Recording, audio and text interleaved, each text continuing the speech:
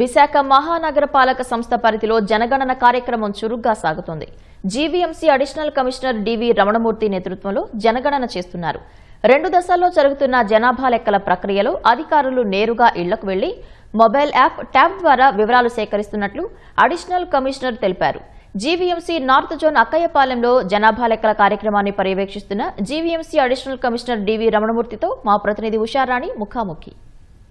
విశాఖ నగరపాలక సంస్థ ఇంటింటికి జనగణన కార్యక్రమాన్ని చేపట్టింది. ప్రస్తుతం మనతో అడిషనల్ కమిషనర్ డివి రమణమూర్తి గారు ఉన్నారు. ఏ విధంగా జనగణన కార్యక్రమాన్ని చేపట్టారు, ప్రజల వద్దకు వెళ్ళి ఏ విధంగా జనగణన కార్యక్రమం చేస్తున్నారు అనే విషయాలు అడిగి తెలుసుకుందాం. నమస్తే సార్. జీవీఎంసీ పరిధిలో గ్రేటర్ విశాఖపట్నం మున్సిపల్ కార్పొరేషన్ పరిధిలో ఈరోజు జనగణన ప్రారంభమైంది. జనగణన 2027 సంబంధించి ఈ జనగణన 2 ఫేజుల్లో జరుగుతుందమ్మా. ఇప్పుడు ఫస్ట్ ఫేజ్ అంటే మే 1 నుంచి మే 30 వరకు హౌస్ లిస్టింగ్ అనేది జరుగుతుంది. ఫిబ్రవరి 2027లో ఒక 21 రోజుల పాటు నిజమైన జనగణన పాపులేషన్ ఎన్యూమరేషన్ అనేది జరుగుతుంది. సో ఈ ఫస్ట్ ఫేజ్లో మనము 4225 మంది ఎన్యూమరేటర్స్, 750 మంది సూపర్వైజర్స్తో సైమల్టేనియస్గా 98 వార్డుల్లోనూ 4200 బ్లాకుల్లోనూ ఎన్యూమరేషన్ ఈరోజు స్టార్ట్ అయింది. ఈరోజు ఫస్ట్ ఫేజ్లో మేము సేకరించే ఇన్ఫర్మేషను కేవలం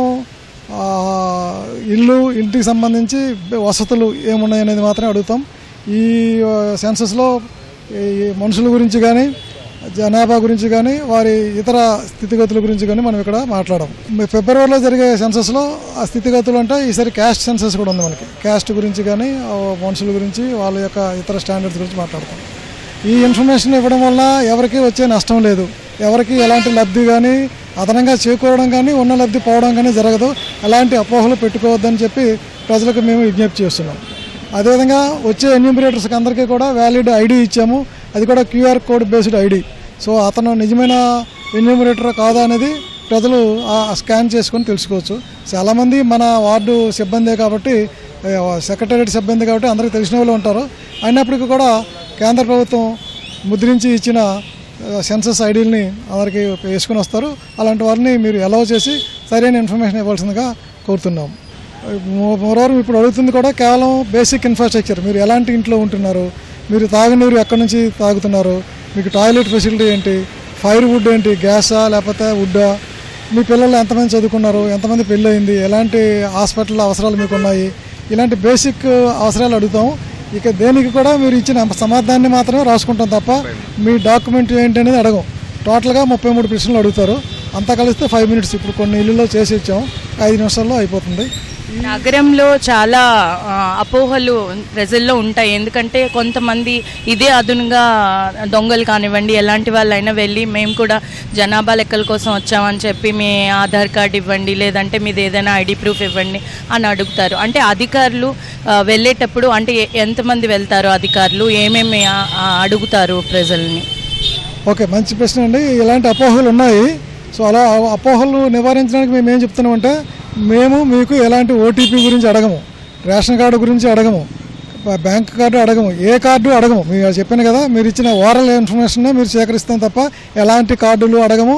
మీకు ఏ ఓటీపీ పంపించము. ఆ ఓటీపీని మీరు ఎవరితో షేర్ చేసుకునే అవసరం లేదు.